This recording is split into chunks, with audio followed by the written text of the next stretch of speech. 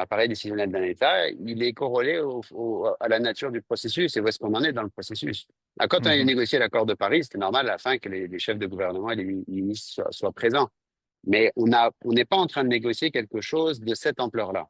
Et Ouais, donc, ça justifie pas nécessairement la présence euh, de tous les ministres ou de tous les chefs d'État. Et ouais, de ce point de vue-là, je crois qu'il y a un lien entre mais il reste quand même que le grand enjeu, au-delà des discussions techniques, mais le grand enjeu de cette conférence, c'est quel message qui sera envoyé par cette conférence à son issue.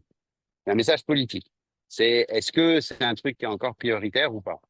Et ça, c'est vrai que si on a moins de représentation politique de haut niveau, on est moins susceptible d'avoir un message politique fort qui est envoyé par cette COP-là. Et je pense, un peu par là qu'on a commencé, je pense que dans le contexte actuel, avec toutes les difficultés qu'on connaît, il y a une crispation du multilatéralisme qui est généralisée, il y a des guerres commerciales, enfin, des tensions géopolitiques.